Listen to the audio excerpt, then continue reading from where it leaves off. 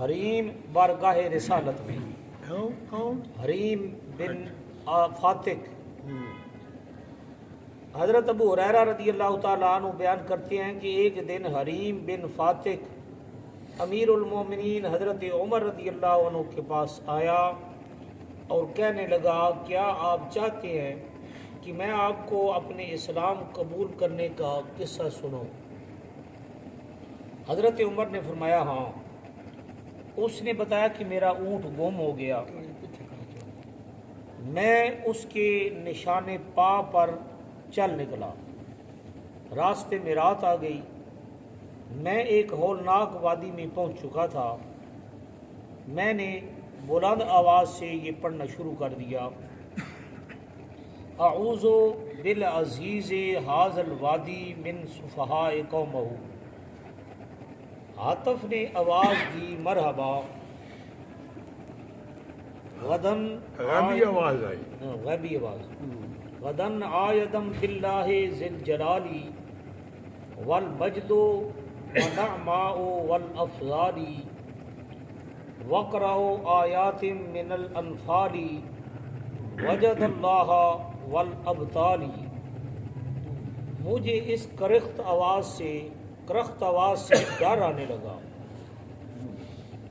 جب میں اپنے حواس پر قابو پا چکا تو کہا یا ایھا الہاتف ما تقول ارشد عبد کرام تذلیلی۔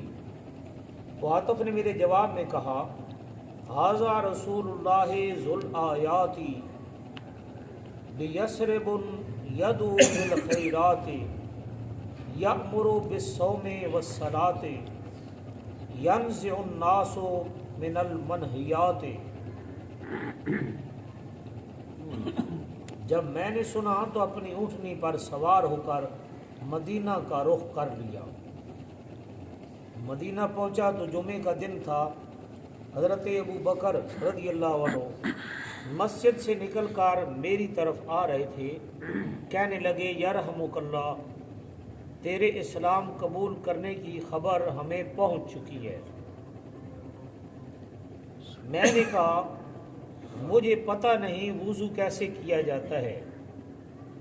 مجھے وضو کرایا گیا، میں مسجد میں داخل ہوا تو سرکار مدینہ صلی اللہ علیہ وسلم مسجد پاک میں ممبر پر بیٹھے خطبہ دے رہے تھے۔ یوں معلوم ہوتا تھا جیسے 14ویں رات کا چاند ہوتا ہے۔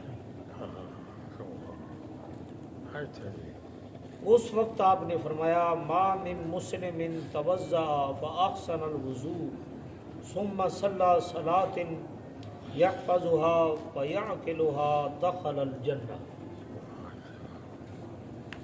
یہ اس پر ویلی حدیث پاک ہے۔ اچھا جس نے سونا وضو کیتا، والکہ کیتا، پھر نماز پڑھی، اللہ تعالیٰ سے جنت میں داخل کر دے سی۔ ایک روایت میں ہے حریم کہتے ہیں میں نے اس سے دریافت کیا کہ تم کون ہو؟ کیا نکلو؟ حضرت صدیق اکبر کو شاید۔ اچھا، اس نے کہا میں مالک بن مالک ہوں اور اہل نجد کا سردار ہوں۔ وہ جن ہونا۔ وہ اچھا جن جی، سے۔ اچھا، میں حضرت صلی اللہ علیہ وسلم کے پاس گیا اور ایمان لے آیا۔ مجھے یمن و نجد میں بھیج دیا گیا تاکہ میں وہاں کے لوگوں میں تبلیغ اسلام کروں۔ اے حریم تم بھی جلدی کرو اور اپنے آپ کو مدینہ پاک پہنچاؤ اور ایمان لے آؤ، میں تمہارے اونٹوں کو تلاش کر کے تمہارے گھر پہنچا دوں گا۔ میں مدینہ کو چلا، جمعہ کے وقت وہاں پہنچا تو رسول اللہ صلی اللہ علیہ وسلم ممبر پر خطبہ فرما رہے تھے۔ میرے دل میں آیا کہ اپنی اونٹنی کو مسجد کے دروازے پر سلا دوں، جب نماز سے فارغ ہوں گے تو مسجد میں جا کر رسول اللہ صلی اللہ علیہ وسلم کو اطلاع کروں گا۔ چنانچہ میں نے اونٹنی کو سلا دیا۔ ناگاہ کیا دیکھتا ہوں کہ ابو ذر باہر آ رہے ہیں اور آتے ہی کہنے لگے اے حریم خوش آمدید، مجھے رسول اللہ صلی اللہ علیہ وسلم نے تمہارے استقبال کو بھیجا ہے اور کہلا بھیجا ہے کہ تمہارے اسلام قبول کرنے کی خبر ہمیں پہنچ گئی ہے، تم مسجد میں آ کر نماز ادا کرو۔